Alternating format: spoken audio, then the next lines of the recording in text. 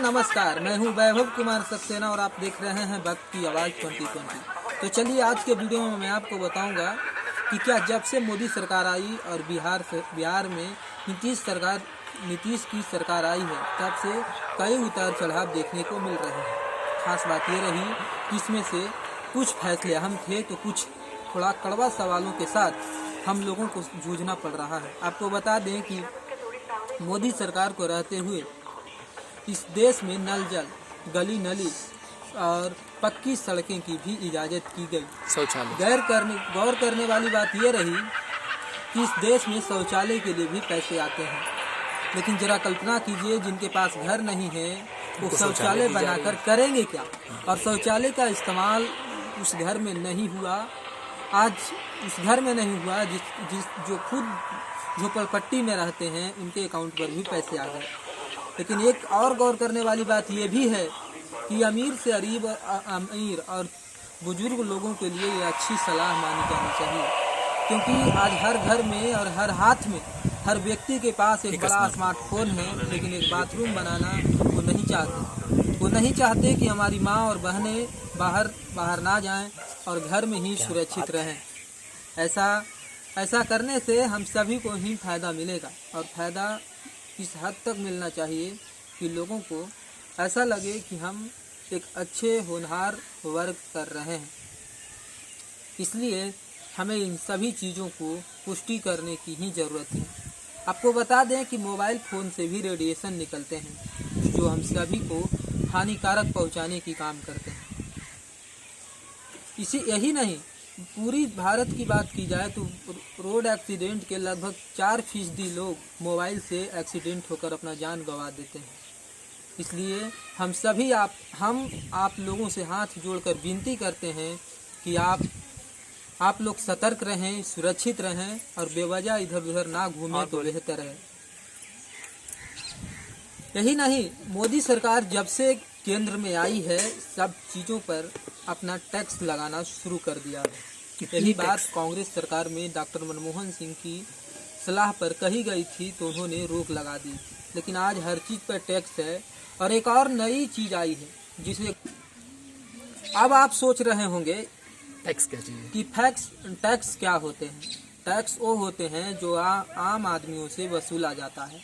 Tax के रूप में ही हम लोग टैक्स देते हैं तो रोड पे चलने के लिए दिया जाता है, चाहे वो बाइक हो, सब्जी हो, तेल हो, मसाला हो, माचिस का खोली हो, हर चीज़ पर सरकार टैक्स लगाती है और उसी टैक्स के पैसे से फिर राज्य की विकास में वो पैसा खर्च किए जाते हैं।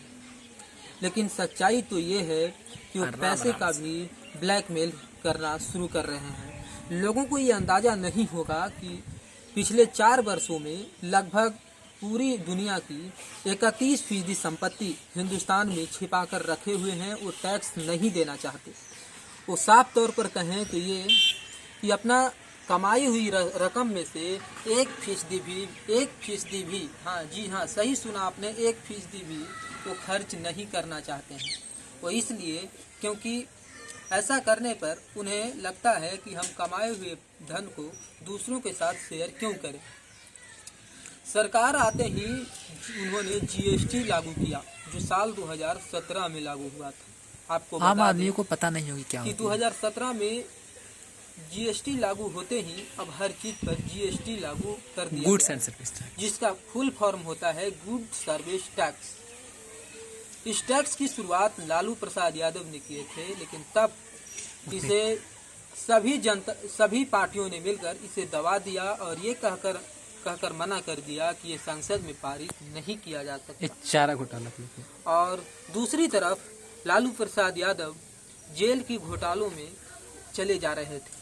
आपको बताते चले कि इन सारी घटनाओं के बाद हमारे जो आक्रोश पैदा हुए थे, जो जेपी आंदोलन हुआ था 1975-76 में, उसी तरह का माहौल हो गया था। फिर लालू यादव ने एक कड़ा फैसला लेते हुए अपनी ही धर्म पत्नी राबड़ी देवी को मुख्यमंत्री का गद्दी सौंप दिया और वहां से फिर नई युग का शुरुआत हो गया, जो आज भी बिहार को एक नई क्रांतिकारी पर ले जाया गया। बात करें लालू प्रसाद यादव के बेटे की तो उनके 2 बेटे हैं, तेज प्रताप व तेजस्वी।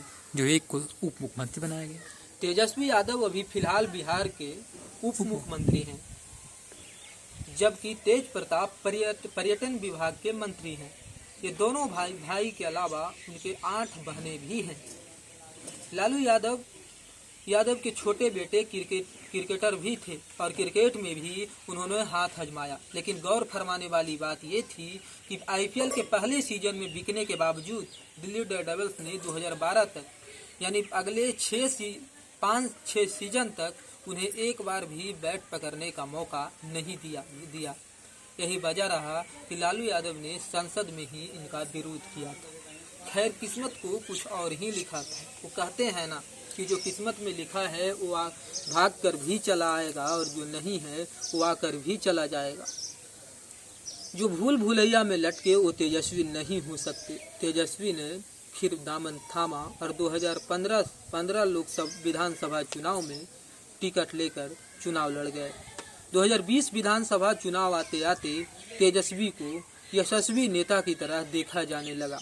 गौर करने वाली बात ये रही कि 2020 में तेजस्वी यादव ने सबको चौंकाते हुए लाइफ लाइन में रहने के विकल्प को तैयार किया। बात 2022 का, फिर 2 साल बाद नीतीश कुमार ने पलटी मार दिया। फिर क्या था? फिर वही हुआ जो 5 साल पहले साल 2017 में होना था।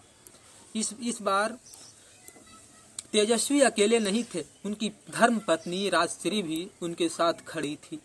और इसी मौके को फायदा उठाते हुए तेजस्वी ने उप मुख्यमंत्री का भार दोबारा थाम लिया और उनके बड़े भाई तेज प्रताप ने पर्यटन विभाग की जिम्मेदारी सौंपी।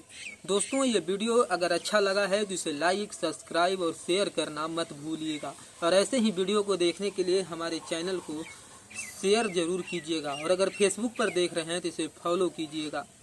दोस्तों, उम्मीद करते हैं ये वीडियो अच्छा लगा होगा और अगर अच्छा लगा है तो इसे लाइक, सब्सक्राइब और शेयर तो जरूर कीजिएगा।